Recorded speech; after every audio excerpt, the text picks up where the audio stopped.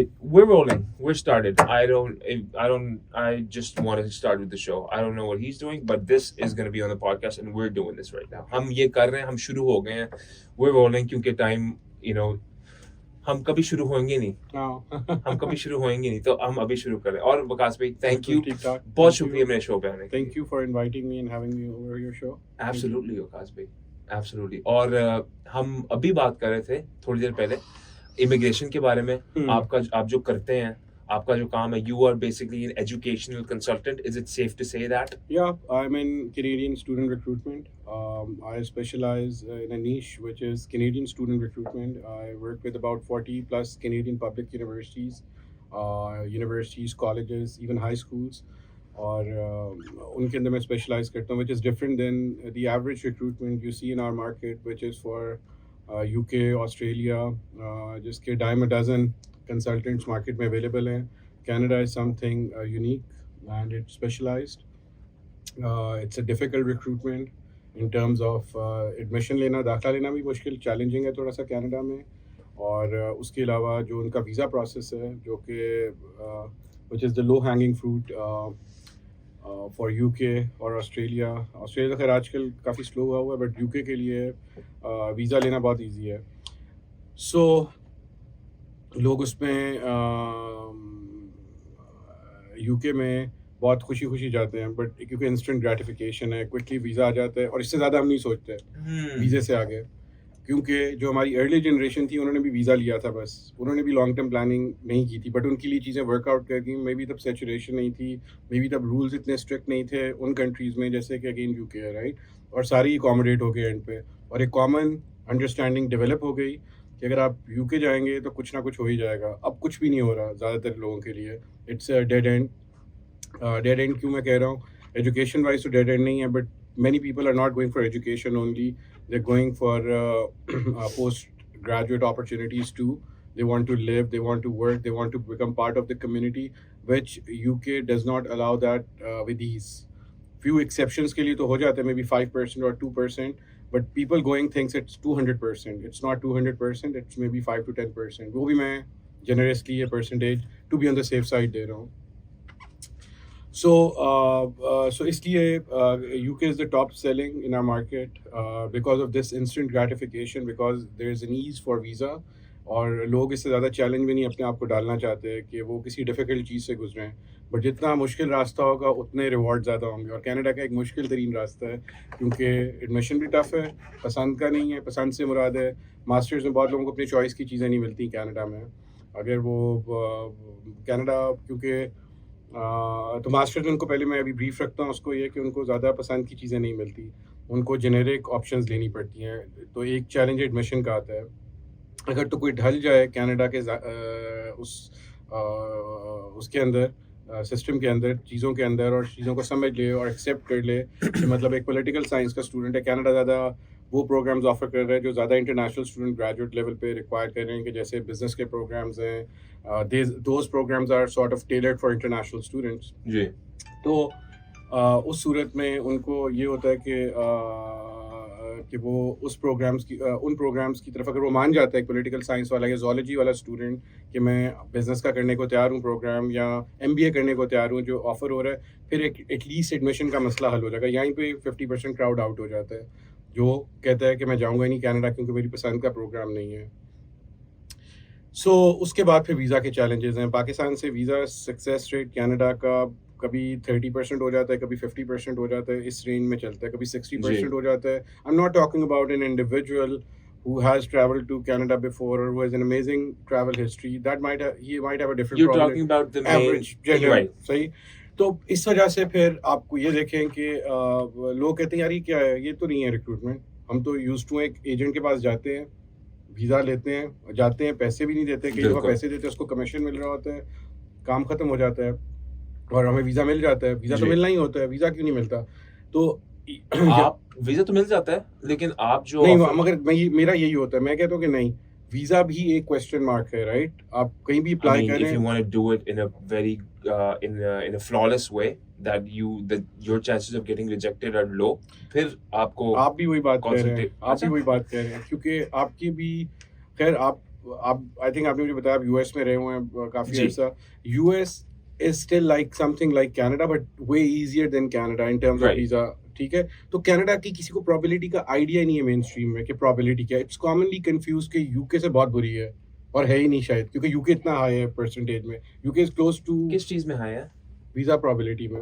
अच्छा अच्छा अच्छा, ठीक है. तो हमारी जो कॉम है वो ज़्यादा वीज़े को देखती है, क्योंकि बच्चा और एक बाप अगर आता है बाइक के लिए, बाप लॉन्ग टर्म का प्लान नहीं कर रहा और वो बच्चे को देख रहा है और बच्चा वीज़े को देख रहा है क्योंकि उससे निकलना है यहाँ से जान छुड़ा के सबसे, राइट.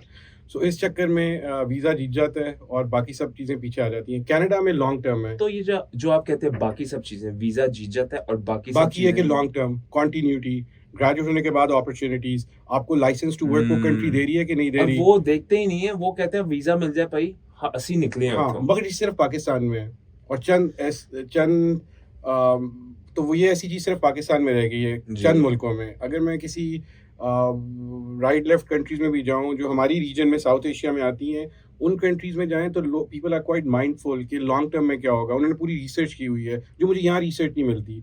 सो यूके यहाँ पे नंबर 1 है, फिर मे बी ऑस्ट्रेलिया है, फिर मे बी यूएस है और फिर कहीं जाके कनाडा की बारी Right. आती है. जबकि अगर कंटिन्यूटी और लॉन्ग टर्म के पॉइंट ऑफ व्यू से देखा Canada जाए तो ये should पूरी be- डायरेक्शन उल्टी है. Oh, यूएस है, पहले कनाडा है, फिर मे बी यूएस है, फिर कहीं ऑस्ट्रेलिया आता है ऑस्ट्रेलिया होगा. और फिर यूके आता है. अब हम्म, अगर मैं बांग्लादेश में जाके देखूं, बड़ी सेफ एग्जांपल दे रहा हूँ आपको. बांग्लादेश में जाऊं तो आई थॉट वहाँ पे भी यही होगा क्योंकि ऐसे ही देसी है सारे वहाँ पे भी. बांग्लादेश, श्रीलंका भी ऐसा होगा. श्रीलंका, बट ऐसा इंडिया कुछ भी. नहीं है वहाँ पे. ऐसे नहीं है. वहाँ से जो मेरे कॉलीग्स हैं कुछ वहाँ पे बेस्ड हैं, काम करते हैं रिक्रूटमेंट का, उन जगहों पे कनाडा इज नंबर 1 ऑप्शन. हालांकि वीज़ा चैलेंजेस वहाँ पे भी पाकिस्तान की तरह काफ़ी हैं, but people want to go the long haul. They want to try the harder way. They understand, उनकी एक वैल्यू बिल्ड हुई हुई है कि जो चीज़ मुश्किल होगी वो ज़्यादा वैल्यूबल होगी. सो उस चीज़ की बेसिस की वजह से वो ट्राई करने को तैयार हैं. हम जनरली कहते हैं कि बस पक्का पक्का काम हो जाए. ये पक्के पक्के काम ने, ये डन बेसिस ने पूरी कॉम को ख़राब कर दी है और उसकी पेनल्टी सबको ये पड़ रही है कि सारे भेड़ बकरियों की तरह जाके यूके जाते हैं, And then they don't know what to do. Right. Round मारते हैं यूनिवर्सिटीज़ का, जी. अपनी पसंद की डिग्री लेते हैं. अपने पसंद से मुराद ये जो 20 साल से पाकिस्तान में पढ़ रहे होते हैं चीज़, उसी में डिग्री लेते हैं. अपने आप को चेंज नहीं करते, अपने आप को उस सिस्टम में नहीं ढालते, एसिमिलेट नहीं करते उसके अंदर और बस वही चीज़ अपनी पसंद की करके वापस आ जाते हैं. अब पाकिस्तान की हद तक तो ये चीज़ चलती थी 100 सालों से, वो डॉक्टरी और वो इंजीनियरिंग और ज़बरदस्ती का डॉक्टर बना देना बच्चे जी. को, वो चल रहा था. वो यूके में भी ये करने की कोशिश करे तो यूके कह रहे करें आके, बट फिर वापस भी चले जाए. कनाडा कह रहे नहीं. कनाडा कह रहा है, ये- रुको और हमारी इकोनॉमी बेहतर करो. पहले हमारी आज से पहले वो कह रहा था कि वीज़ा बड़ा देख के देंगे, फिर वो कह रहा था वीज़े के लिए पूरा ट्राई करो जो वीज़े की वर्थ है. उसके बाद जब आप आ रहे थे तो कह रहे थे कि हमारी टाइप का प्रोग्राम करो without putting any restriction on the work permits. आप कुछ भी कर लें तो आप ग्रेजुएट होते थे तो कोई ना कोई जॉब मिल ही जाती थी. आप बाहर हैं, आपको पता है अगर आपको लाइसेंस राइट टू वर्क है. यूके में भी जॉब्स की कोई प्रॉब्लम एज सच नहीं है for a UK national. Right. But जिसके पास वर्क परमिट ही नहीं है, जिसको कंपनी सिक्योर करनी है, जिसको स्पॉन्सरशिप लेनी है, उसके लिए बहुत प्रॉब्लम है जॉब करने की. वो कहता है एंड पे कि सैचुरेशन है. सैचुरेशन नहीं है, उसके पास लिमिटेड राइट्स हैं वहाँ पे काम करने की. उसके पास कंडीशंस हैं बहुत ज़्यादा Okay. कि कंपनी को सिक्योर करना इज नॉट एन ईजी. कोई भी यूएस नेशनल या कैनेडियन नेशनल जाके कोई कंपनी को स्पॉन्सरशिप नहीं ले रहा, वो जाके जॉब अप्लाई कर रहा है. सो एक पॉलिटिकल साइंस का ग्रेजुएट है, वो बैंक में भी जॉब कर सकता है.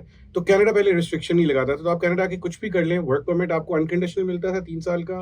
उस पर कोई ना कोई जॉब फिर मिल ही जाती थी क्योंकि कंपनी स्पॉन्सरशिप नहीं चाहिए थी. You apply to 10 XYZ places, you get one job, you start working and eventually your life goes on and you are a happy person. अब कनाडा ने रूल्स बना दिए हैं और ये रूल्स वो हैं जो मेरी काउंसलिंग का पार्ट थे. हम एडवाइस देते थे बच्चों को कि टेक्निकल प्रोग्राम्स करें, स्टेम प्रोग्राम्स करें, बिकॉज उनकी जॉब मार्केट ज़्यादा है और उस पर हम कन्वर्जन देते थे मेरा बच्चों प्रोड्यूसर को. जेबी जो यहाँ पे है, इसने भी मुझसे उस दिन पूछ रहा था बाहर कैसे जाया जाए. अब जेबी जैसा बंदा, अब जेबी जैसे टेक्निकल बंदा है, जी, हो सकता है जेबी वहाँ जाके एक अच्छा कार मैकेनिक बने, बट जेबी असिस्ट करेगा, कहेगा नहीं मैंने प्रोड्यूसर में आना है, मैंने प्रोडक्शन में आना है. अब जेबी को कैसे तोड़ा जाए और चेंज किया जाए, इसको ये हाँ, मेरा चैलेंज होगा. मैं ये कंसल्ट, बट जेबी को पैसा चाहिए. पैसा चाहिए. जेबी एक दफा उस माहौल में चला जाएगा, पैसे वाले माहौल में और सुकून वाले में और हैप्पीनेस में, कंटेंटमेंट में, तो जेबी भूल जाएगा कि कभी वो प्रोड्यूसर भी था पाकिस्तान में. लेकिन आई थिंक वो प्रोडक्शन जेबी तूने उधर भी करनी है ना. वो तो जेबी कह रहे हैं ठीक ना. है, क्या मैं ये मुझे कहना ठीक है भाई, मैंने करवा बट ली। जेबी से अगर आप बिठा के पूछें 2 मिनट के लिए कि जेबी प्रोडक्शन ज्यादा करनी है या पैसा ज्यादा कमाना है, ये तो जेबी पहले तो कहेगा प्रोडक्शन ही 3 दफा, चौथी दफा जेबी को आप अच्छी सी ठंडी सी गाड़ी में बिठा के सवाल पूछेंगे तो जेबी कहेगा यार पैसा ज्यादा भी इम्पोर्टेंट है, शायद मैंने निकलना है यहाँ से। शायद मैंने निकले। अगर हम जेबी को कॉम्प्रोमाइज तो नहीं करा रहे, जेबी की एडवांसमेंट हो रही We're है। just gonna give him pros and cons, या मतलब कि मेन जॉब अपनी रख ले पैसों के लिए, शायद ये एज अ हॉबी कर ले, या इसको ही अपनी रोजी बट रोटी बना ले। आप गलत समझ रहे हैं इसमें हैदर के, जेबी से मैं कोई कॉम्प्रोमाइज नहीं करा रहा, जेबी की बैकवर्ड्स नहीं जा रहा, जेबी आगे ही जा रहा है। आगे जेबी जा में भी आईटी का बंदा बन रहा है आगे आके। आज जेबी बिलीव करता था मैं आईटी कर ही नहीं सकता, मैं सिर्फ प्रोडक्शन का, बट जेबी सारी टेक्निकल गैजेट्स को यूज कर रहा था। अब मे बी ये क्वालिटी एश्योरेंस में आ जाता है, ये बैठ के कंप्यूटर में बैठ के एक बटन दबाता है, सॉफ्टवेयर टेस्टिंग करता है। एक एग्जांपल दे रहा हूँ आपको मैं कन्वर्जन की, स्किल कन्वर्जन की। तो जेबी के लिए स्किल कन्वर्जन क्या मुश्किल है, जेबी ने जो भी पढ़ा हुआ है उसमें वो नहीं चीजें चल रही, सिर्फ ऑन जॉब ट्रेनिंग आ रही है सॉफ्टवेयर टेस्टर की। Most likely. But software tester will be working in top organisations, उसकी सैलरी मे बी $80,000 होगी या $100,000 होगी। अब जेबी जब वो अचीव करेगा, थोड़ी देर बाद जेबी कहेगा मैंने प्रोजेक्ट मैनेजमेंट करनी है, जेबी प्रोजेक्ट मैनेजमेंट भी कर लेगा। प्रोजेक्ट मैनेजमेंट के बाद अब जेबी लुक बैक करेगा तो अपने बच्चों को कहेगा एक टाइम में मेरी एक जॉब थी प्रोडक्शन की, प्रोड्यूसर की, मैं जब कनाडा मूव किया मैंने एडवांसमेंट की, मैं सॉफ्टवेयर टेस्टर बन गया और अब मैं इसमें बहुत खुश हूँ and I make tons of more money. Yes he can be the same field as well, but maybe as someone coming from outside, because अभी जो जेबी काम करें वो क्रिएटिव काम है, Right. और क्रिएटिव काम में काम ढूंढना सेल्फ एम्प्लॉयमेंट में आ जाता है काफ़ी एरियाज में। सेल्फ एम्प्लॉयमेंट जब होती है तो यूजुअली जो जेबी की लाइफ की इनिशियल स्ट्रगल कनाडा में होगी वो होगी कि कॉर्पोरेशंस में कहीं पे काम करना, ताकि कनाडा इतना भी रिलैक्स नहीं है। कनाडा कहता है कि कोई काम करें और जॉब दिखाएं ताकि हम आपको पीआर दें और आपको आगे की तरफ मूव करें। और पीआर का मतलब है कॉन्टीन्यूटी, पीपीआर का मतलब है कि आपके पास परमानेंट रेजिडेंसी का मतलब that can lead to a passport. And I am not saying Pakistan is a great country के वो डुअल नेशनैलिटी भी अलाउड करता है, so you don't have to sacrifice your Pakistani motherhood और नेशनैलिटी और व्हाट नॉट। आप वो भी मेंटेन रख रहे हैं, वो भी कर रहे हैं, but you have more opportunity to work and long term work and infinite time के लिए आप इंटरनेशनल मार्केट्स में काम कर सकते हैं और फिर पाकिस्तान भी आ सकते हैं और पाकिस्तान आके कंट्रीब्यूट भी कर सकते हैं, हम स्किल्स को लाके एम्प्लॉयमेंट भी क्रिएट कर सकते हैं। सो जेबी विल मूव ऑन। शुरू में उसे कॉर्पोरेशन चाहिए, इस काम में बहुत सेल्फ एम्प्लॉयमेंट होगी, मे बी इसमें भी कोई काम मिल जाए, मैं ये नहीं कह रहा, बट जनरली अगर मैं लेबर मार्केट को स्कैन करूं कनाडा की, which we do recommending programmes to our students, हम लेबर मार्केट के ट्रेंड्स को भी देखते हैं कि हेल्थ केयर में क्या चल रहा है। Maybe JB can become a nurse, A professor, a teacher, a labourer, कुछ भी। ऑफ कोर्स जॉब मार्केट को स्कैन करते हुए उनमें जिन चीजों की ज्यादा डिमांड है, ज्यादा chef. And Right? the good thing is वहाँ पे उनके statistics इतने, they're so well kept in first world countries like America and Canada that the statistics are so well kept. उनके जो उनका कोई डिपार्टमेंट होगा, जैसे यूएस का डिपार्टमेंट होता है, हर कंट्री का होगा, तो आप स्टेटिस्टिक्स देख के आप पता कर सकते हो कहाँ किस बट मसला कहाँ पे है? वापस आ जाते हैं स्क्वायर वन पे। स्क्वायर वन ये है कि जेबी मानेगा कि नहीं, जेबी नहीं मानेगा, मुश्किल, आसानी से नहीं मानेगा। एंड पे एक यूके एजेंट आएगा जो जेबी को कहेगा यार पक्का वीजा है, ये कनाडा की बुलशिट नहीं है। अब जेबी लॉन्ग टर्म नहीं सोच रहा, जेबी कह रहा है यार जहाज की टिकट दे, निकलो। आप जेबी से भी पूछ लें, जेबी कहेगा लॉन्ग टर्म क्या होता है, बस जहाज में बैठना होता है, ये लॉन्ग टर्म होता है और शॉर्ट टर्म भी यही होता है। सो इस पे जेबी फंस जाएगा। और यहाँ पे आप आते हैं, यहाँ पे मैं आता हूँ, जेबी को रोकता हूँ इंस्टेंट ग्रेटिफिकेशन से। हाँ जी, आप कहते हैं भाई अभी ना जा, ये जल्दबाजी में काम ना कर, सोच समझ प्लान कर, फिर आहिस्ता आहिस्ता। और जेबी रिजेक्ट हो जाए मगर जेबी रहेगा तो इधर ही अपनी जॉब में जो आज एंजॉय कर रहा है। आज जेबी अच्छी पोजीशन पे है, जेबी अपनी he's the subject matter expert, right? एक ऐसी कंट्री में लग जाएगी जहाँ से ये वापस आ जाते हैं और सोच के गए थे मैं वहीं पे काम करूंगा, रहूंगा।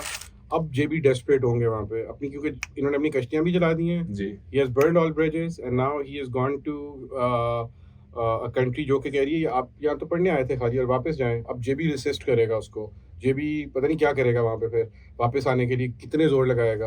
और एंड पे वो भी पक्के हैं, वो सालों से डील कर रहे हैं इस इशू से कि लोग आते हैं और रुक जाते हैं और अलाउड नहीं है उनको रुकना, क्योंकि UK is more about studying and going back. This is the commitment on your visa thing कि आप आ रहे हैं पढ़ने के लिए और वापस जाएंगे।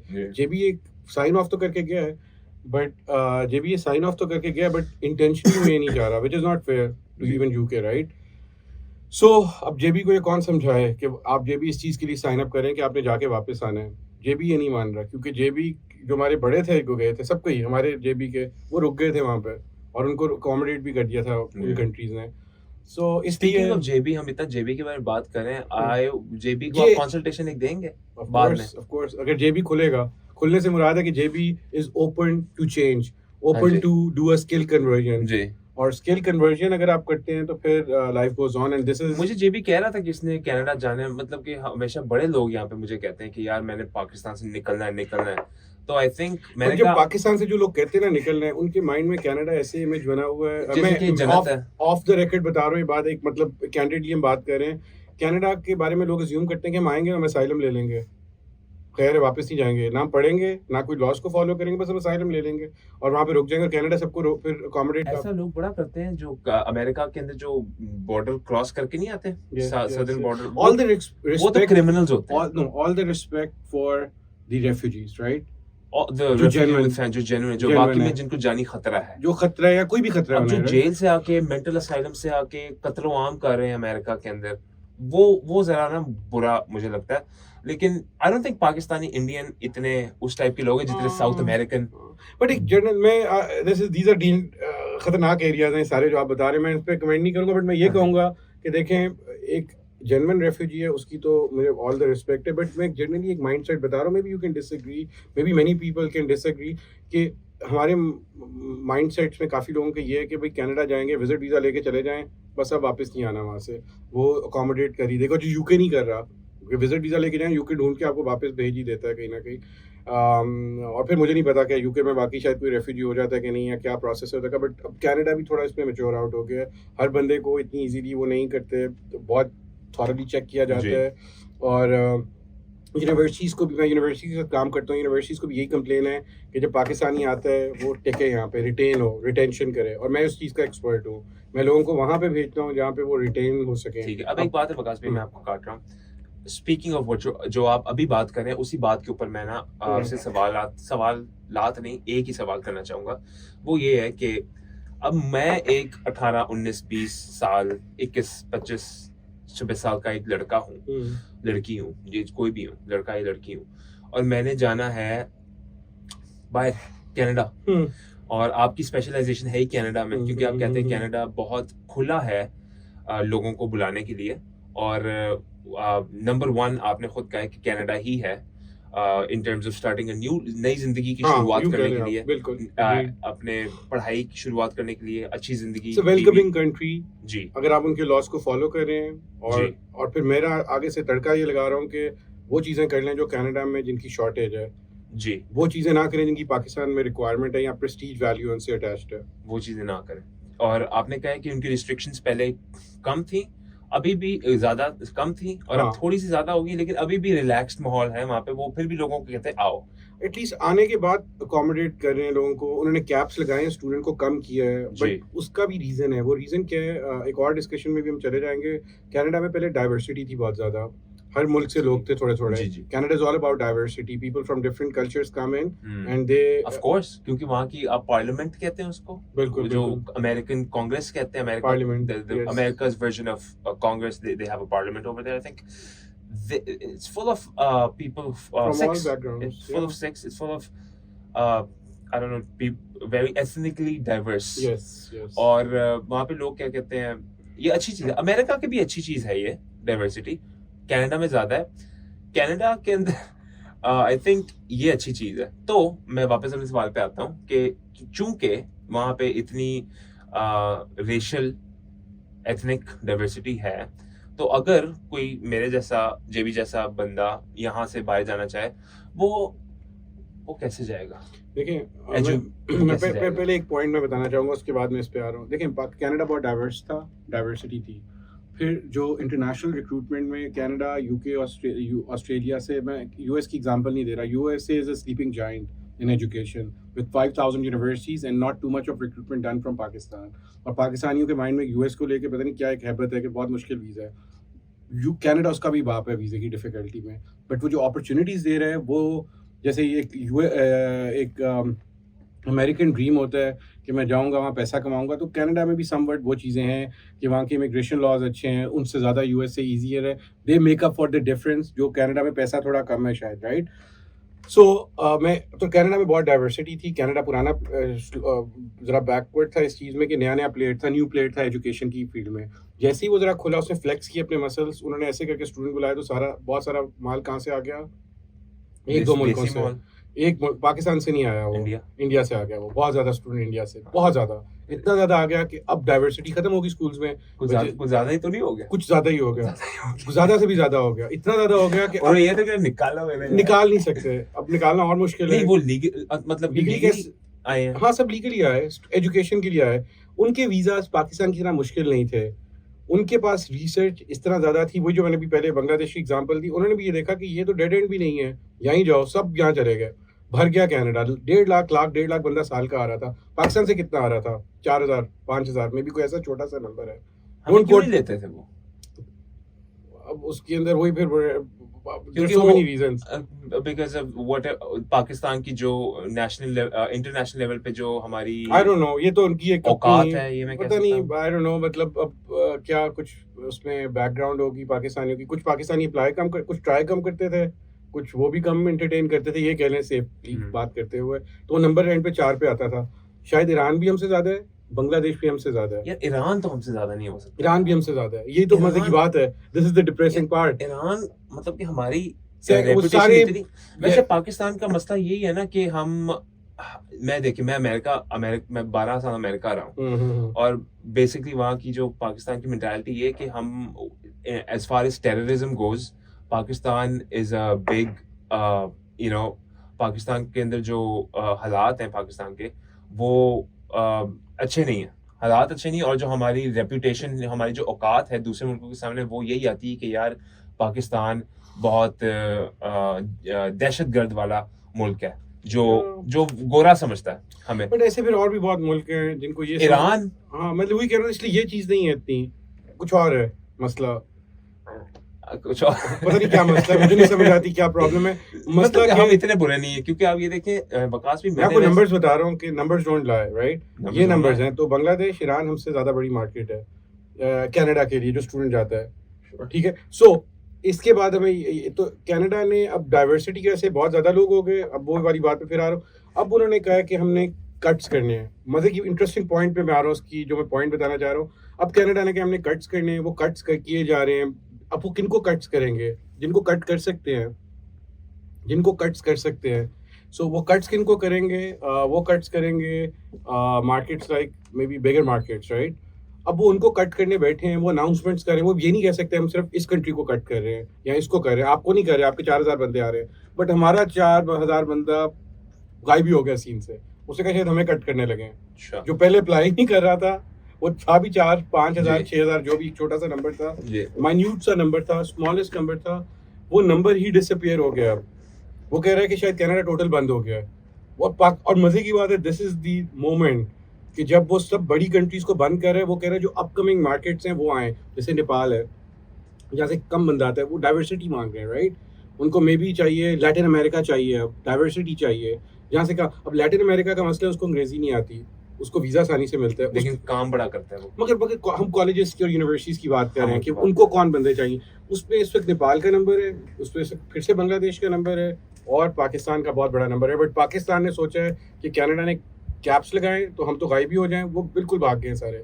हम अगेंस्ट द टाइड जा रहे हैं, हमें अगेंस्ट द पैटर्न जा रहे हैं। हम कह रहे हैं लोगों को इस वक्त डबल डाउन और डबल लोग अप्लाई करें, क्योंकि दिस इज द मोमेंट जब उन्होंने बाकी मुल्कों से उनका दिल भर गया है। मैंने देखे रिक्रूटमेंट स्टार्ट की थी 2004 में, मुझे याद है। अच्छा, आपने एडमिशन एडवाइजर्स कब खोला था? जो आपकी कंपनी का नाम एडमिशन एडवाइजर्स है, and you are the CEO and founder of admission advisers. मुझे याद है मुराद, आपका छोटा भाई, मेरा बड़ा अच्छा दोस्त है। बाय द वे, मैं मिला भी आपसे पहली दफा ही हूँ आज, और इतना मैंने आपके बारे में सुना है, मैं मतलब कि कभी आज फाइनली मुलाकात होगी। मुराद ने मुझे बताया, आई थिंक 2004 में आपने खोला था, तब मैं था 3री-4थी जमात में। अच्छा, ओके। लेकिन मुराद मेरे साथ ही था, तो आई थिंक ग्रेड, फिर मुराद भी एक टाइम पे आपके साथ काम करने लग गया था, फिर ग्रेड 11 में वो छोड़ गया, शोएफात। तो वो मुझे बड़ा बताता था कि यार मेरे बड़े भाई ने ये कंपनी खोली है। मुझे याद है आपने जब नई खोली थी, आई थिंक 2008-9 के अंदर मुझे पता लगा था। काफी बिजी हो गया, आप काफी जवान कंपनी थी आप तब। अब तो I was around 20 years old when I started. Wow. Right after, I'm 31 now, and I'm just starting this podcast.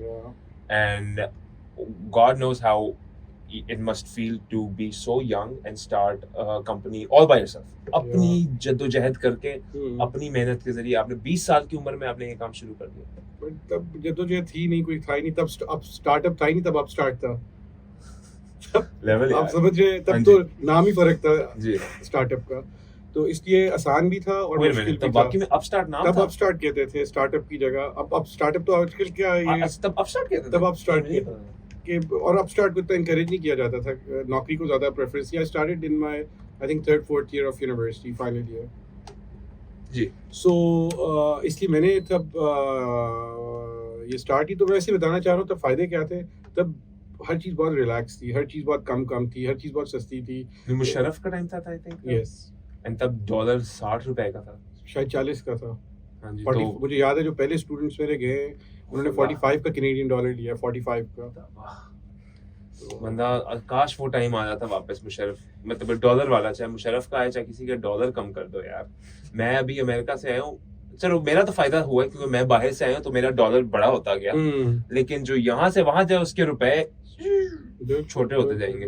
मैं वकास भाई, तो मैं हूँ एक बच्चा, डीपीएस, एलजीएस, शोएफात, by the way Taimur Bande, Taimur Bande को आप जानते हैं ना? जी जी तैमूर भाई, वो मेरे जी, अगले एपिसोड पे आ रहे हैं, उनके ओके, साथ भी अभी मैं एजुकेशनल लोगों को कांटेक्ट कर रहा हूँ, एजुकेशनल सेक्टर सही, के। सही, एनीवे, सही, I am nice. Drifting of the topic. मैं आना चाहूंगा अपने पहले सवाल पे। तो मैं जेबी, हम सब निकलना चाह रहे हैं पाकिस्तान से। हमारे पास डिप्लोमा है, कैसे निकले हम, किस तरह निकले? नौकरी के जरिए निकले, कोई नौकरी बाहर ढूंढे, हम कोई एडमिशन लेने के जरिए निकले? गोल ये है कि यहाँ से निकलना है। मैं सिर्फ पर्सनल की बात कर रहा हूँ। गोल यही होता है कि यहाँ से निकलो और वहां वहाँ के जाके सोचो, ये तो गोल, प्रॉब्लम है। ये गोल नहीं होना चाहिए। ये तो मैंने आपको, आप भी वही जी। बात फिर से कह रहे हैं नहीं, जो मैं ये नहीं कहने लगा, मैं कह रहा हूँ यहाँ से निकलो। आई थिंक जेबी से पहले आपको कन्वर्ट करना पड़ेगा। जेबी की बारी तो बाद में आएगी। नहीं, देखिए, आपने खत्म ही नहीं करने दिया मुझे। मैं कह रहा हूँ गोल है यहाँ से निकलो हम्म। और वहां का passport low. Is that the goal? और कम से कम वहां का वर्क परमिट लो। और फिर भूल जाओ पाकिस्तान को।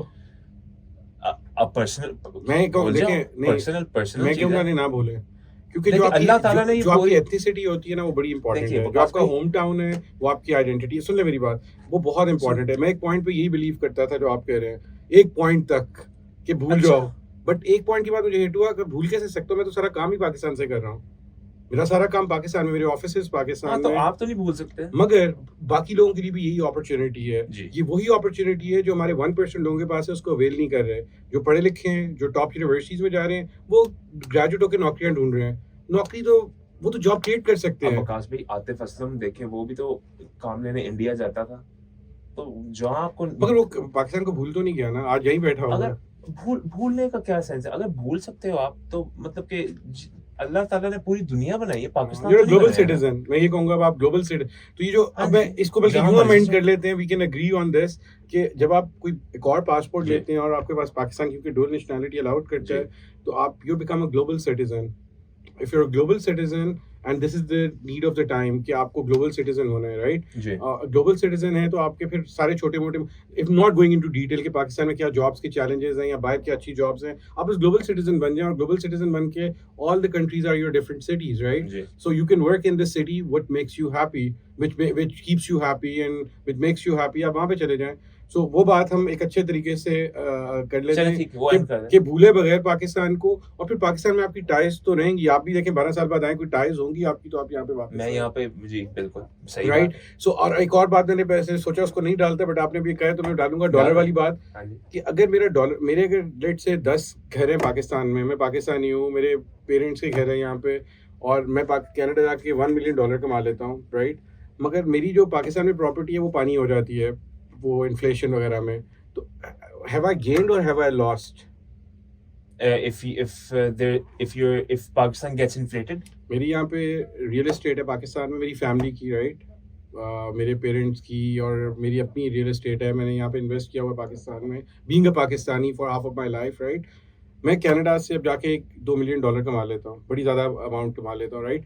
उसके बाद मैं उसको कंपेयर करता हूँ कि क्या मैंने गेन किया कि लूज़ किया। जब पाकिस्तान डूब रहा है और बाहर मैं मिलियंस कमा रहा हूँ, तो और जो यहाँ पे एसेट्स थे वो पानी हो गए, तो क्या मैंने पाया, क्या मैंने खोया? आपने शायद ब्रेक इवन किया। ब्रेक इवन किया मुश्किल से। तो इसलिए अगर थोड़ा सा पाकिस्तान भी मेहनत कर लेता मैं ज़्यादा, तो वो सारी बाहर की हेडेक्स को मैं अब दूसरी other side of the picture आपको दे रहा हूँ कि आप बाहर जितना मर्जी कमा लें, क्योंकि आपकी एथनिसिटी यहाँ से, आपकी रूट्स यही होती हैं चीज़ें, family relations, you know, and these kind of things, और material That's things. actually I agree with तो that. वो जब पानी हो जाएंगी तो आप बाहर से क्या कमा के यहाँ पे जीतेंगे? आप हार जाएंगे फिर। हाँ, अगर आप Unless आपकी कुछ भी नहीं है यहाँ पे और फिर वहाँ पे कमाया, हाँ तब। आप रूट्स भी वहाँ बना लो, रूट्स नहीं फैमिली वहाँ बना लो, वही जो वैल्यूज यहाँ पर थी वो कर लो, वो भी आप कर सकते हो। Yeah. लेकिन हाँ, इन मोस्ट केसेस आपकी जो रूट्स और फैमिली वगैरह होती है वो इधर होती है, तो आई थिंक इट्स ठीक है। अच्छा स्कूल ऑफ थॉट है तो और इसलिए बड़ा मेन स्कूल ऑफ थॉट है। बिल्कुल, इसलिए एंड ऑफ द डे मैं कहूँगा कि बाहर रहें तो आप यहाँ को ना भूलें, यहाँ रहें तो बाहर को ना भूलें, एक बैलेंस में चलना है। That is the definition of a global citizen. Agreed. So how do we get our young kids out of here? So they can go there, they can make the money they want, do whatever they want, and at the same time not forget their roots. हम ये कैसे कर सकते हैं? आप ऐसे कैसे कर सकते करेंगे? हैं मैं कि आपके पास आया हूँ। बिल्कुल, आप मेरे पास आए तो मैं आपको वही करूंगा कि आपको आपके स्टैंडर्ड की जगह पे भेजा जाए, जो आपको ग्लोबल सिटीजन ही बनाए, आपको सिर्फ एजुकेशनल टूरिज्म पे ना लेके जाए, क्योंकि आपके पेरेंट्स अपनी चीज़ें बेच रहे हैं आपको बाहर भेजने के लिए कि आप शायद ग्लोबल सिटीजन बन जाएंगे। उनकी डेफिनेशन और है ग्लोबल सिटीजन की, उनकी डेफिनेशन ग्लोबल सिटीजन की है कि शायद बाहर जाके भूल जाएं। उनको भी एक कहते भुलेखा हो गया है कि वो कह रहे हैं बच्चा बाहर ही चला जाए, जो गलत सोच रहे पेरेंट्स भी। वो अगर सोचे कि ग्लोबल सिटीजन बनने जा रहे हैं, टेम्परेरीली जाएगा, हमें नहीं भूलेगा, इस तरह वो भी एट ईज हो जाएंगे। वो भी वो सेक्रीफाइस नहीं करेंगे जो आज वो करने को तैयार बैठे हुए हैं for their future and betterment of their kids, right? So if they send their kids with a thought कि ये बच्चा एक ग्लोबल सिटीजन बनेगा, कल को यहाँ पे वापस आएगा, यहाँ पे भी वैल्यू क्रिएट करेगा, यहाँ के भी गरीब लोगों के लिए कोई एम्प्लॉयमेंट क्रिएट करेगा, जो चीज़ें सीखेगा वो यहाँ पे आएगा, जो यहाँ पे रहने वाला भी जो टॉप यूनिवर्सिटी में यहाँ की पढ़ रहा है, वो बच्चा पूरा कैलिबर रखता है कि वो यहाँ पे स्टार्टअप्स करे और एम्प्लॉयमेंट क्रिएट करे, क्योंकि वो इतना पढ़ा लिखा है एज कम्पेयर टू हमारी 99% पॉपुलेशन। इतना पढ़ा लिखा है कि वो उन सबका प्रोफेसर है। वो बैठ के जब नौकरी एक सादी सी ढूंढ लेते हैं 50,000 लाख रुपए की, तो वो तो बाकी 99% के साथ ज्यादती कर रहा है। वो बैठ के बस सीट पे बैठ के नौकरी, उसको तो जॉब्स क्रिएट करनी चाहिए। उसका मिशन इस जैसे मुल्क में, डेवलपिंग मुल्क में, ये होना चाहिए कि वो एम्प्लॉयमेंट क्रिएट करेगा, सेल्फ एम्प्लॉयड हो। वो ये जनरेशन सेक्रीफाइस ये देगी, कोई नौकरी नहीं करेगा, वो सिर्फ एम्प्लॉयमेंट क्रिएट करेगा, वो लोगों को हायर करेगा, उनको ग्रूम करेगा, वो अपनी लाइफ इसी में स्पेंड करेगा। आदि अब मैं 12 साल बाद आया हूँ, तो आप प्रोफेसर हैं यहाँ के लिए, मैं आया हूँ और मैं क्या और आप सोच रहे हैं कि मैं नौकरी करने नो, आप तो एम्प्लॉयमेंट क्रिएट मैंने कर रहा हूँ, अभी नौकरी में कर रहा हूँ। ये साइड पे मैं एक ये मैंने सेटअप छोटा सा बनाया हुआ है एक तो आपको पॉडकास्ट क्यों का। लगता है, मेरा आपसे क्वेश्चन है, 99% काफी ज्यादा ह्यूज परसेंटेज आपसे, आपकी जितनी पढ़ी लिखी नहीं है, आपकी तरह बोल नहीं सकती, आपकी तरह चीज़ों को कॉम्प्रीहेंड नहीं कर पा रही, आपकी तरह एक्सपोजर नहीं है उसके पास, यूं कह लें सेफली, तो क्या आप you don't see an opportunity कि आप उनको हेल्प करते हुए इट्स अ विन विन, उनको भी विन कराएं और आप भी विन हो जाएं? मैं वेल कर रहा हूँ। मैं एक कंपनी के लिए काम करता हूँ, पैकेजिंग कंपनी है, it's called half price packaging. XX के अंदर उनका ऑफिस है। It's an American company. हमारे सारे क्लाइंटल है ही अमेरिका का। उनको कोई ऐसा इंसान चाहिए था जो बाहर का एक्सपोजर हो उसका, और वो उर्दू के अंदर भी सोच सके और अंग्रेजी सिर्फ बोल ना सके, सोच भी सके। बट ऐसे बहुत कम लोग हैं, so you are an exception. I feel that now. But are they making you feel like an exception? Most likely They not. do. Most likely not, because it doesn't suit them to treat you like an exception. The bills will go up, right? The salary will go up. Their bill will go up. देखिए उन्होंने जो मुझे वो दे रहे हैं, मैं तो चाहता हूँ मुझे ज्यादा पैसे मिले, लेकिन जो मुझे मिल रहा है ठीक है, दे दो यार, ले लेते हैं। लेकिन वो मुझे ऐसे मैं कर रहा हूँ, मैं वहां पे हूँ। At the same time मैं ये भी कर रहा हूँ, and you know JB is not kind of like an employee, so I pay him. मैं ये कर रहा हूँ, इंशाल्लाह अगर पॉडकास्ट के जरिए मुझे कोई फाइनेंशियल पैसे वो कैसे होगा? If you believe that you're doing the right thing and you continue going like I did 20 years ago when I was told this is an upstart, what the heck are you doing? My parents were really supportive, by the way, back in the day, and kudos to them कि उन्होंने मुझे उस time में जब parents would freak out के बच्चे को बाहर भेजा, वो बिजनेस स्टार्ट कर रहे हैं। ये तो वो लोग करते हैं जिनके ऑलरेडी चलते हुए बिजनेस होते हैं। आपके जो वालिदैन थे, आप उनसे काफी मतलब मुंह मारी हुई कि यार नहीं, बहुत नहीं, मैं कह रहा हूँ सपोर्टिव थे इसमें, मुझे सपोर्टिव थे, बट उनको सपोर्टिव नहीं होना चाहिए था as per the dynamics in that time, right? वो थे। तो मैं यही कह रहा हूँ कि सपोर्टिव होना, तो अगर वो सपोर्टिव होते ना होते, खैर मेरा अपना रिजॉल्व भी बहुत ज्यादा था, बट अगर वो बहुत मुझे बुरा कराते फील तो मैं शायद छोड़ जाता काम, right? And I wouldn't be doing what I really enjoy doing, what I wake up every day and I love my job, right? And despite many challenges, there are many ups and downs. It's not a walk in the park for me. It's there are many ups and downs. और उसके बावजूद I enjoy doing it. And you felt excitement. yeah, I feel on top of the world when I've sent thousands of people to Canada, change their quality of life. उनके वो और उसमें continuity involved है. वो जो Canada opportunity देता है उसके वजह से उनके बहन भाई, उनके बच्चे, उनके जनरेशन चेंज हो गई हैं, उनकी destiny, right? And that is that और जो खवातीन गई हैं यहाँ से बाहर, Canada is all about women empowerment. Imagine जो एक छोटे शहर से लड़की गई जिसका पता नहीं क्या फ्यूचर होना था पाकिस्तान में, अच्छा या बुरा जो भी, उसका वहाँ वो इतनी एम्पावर्ड होगी, उसने अपनी बहनों को बुलाया, अपने भाइयों को बुलाया. She became the flag bearer for the whole family. So I feel really rewarded and I can आपने काफी जिंदगियां लोगों की बदली. ये मैंने भी जो छोटा सा हैदर अली पॉडकास्ट शुरू किया है, मुझे भी इससे एक्साइटमेंट मिलती है. और जैसे आपने कहा ना, आपको खुशी मिलती है, आपने बच्चों को भेजा बाहर, उनकी खानदान इस्टेब्लिश हुए, उन्होंने अपने खानदान को सेट कर दिया. मुझे भी आप जैसे लोगों से दिलचस्प लोगों से गुफ्तगू करने का शौक है, क्योंकि मैं मेरा अगेन पॉडकास्ट का मकसद ये है कि मैं पाकिस्तानी कौम को दिखाना चाहूँ कि जो भी मेरा मेहमान है वो एक इंसान है हमारी तरह, लेकिन उसने अपने हुनर के अंदर काफी मेहनत की. This is a great thing you're doing for and everyone. I feel excited when I do that. No, you should, and you should continue doing that great stuff, and Right. and not quit on it ever, right? Of course. जब How तक can I quit on it if I as don't, long as if you're I you enjoy have doing the, it? and as long as you have the right intention, right? You can't quit on it if you have the right intention. Of अगर course. आपकी intention है कि बस जेबी को काबू करके रखना है, तो फिर मैं तो चाह रहा हूँ जेबी जाए कनाडा यार, हाँ. अपनी जिंदगी बनाए, कनाडा, अमेरिका, बिल्कुल, यूके. वो भी आपके इस चीज का एक अच्छा आउटकम होगा कि जेबी को अपॉर्चुनिटी मिल गई, या हाँ जेबी जी. आज मुझसे मिला इसी के प्लेटफॉर्म पे और एक आगे मौका बन गया.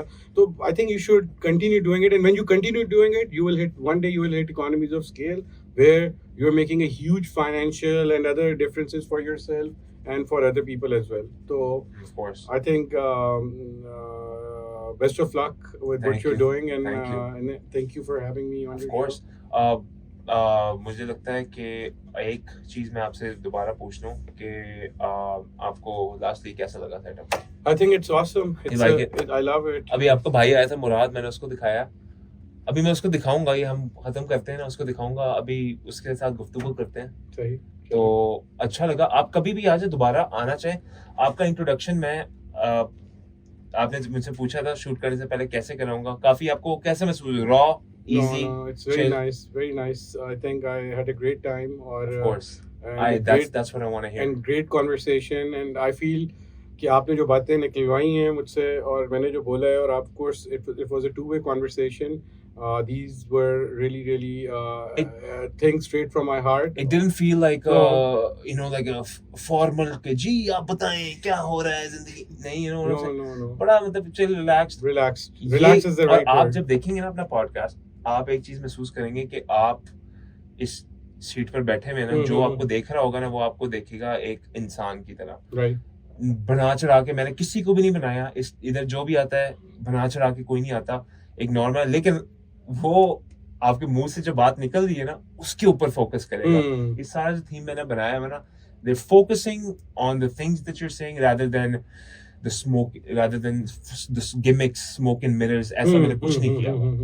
अब बड़ा रॉ, बहुत अनफिल्टर्ड, बहुत इजी गोइंग, और बहुत शुक्रिया आपका आने का. Thank you आज so मुराद much. I साहब ने- appreciate it. Thank you.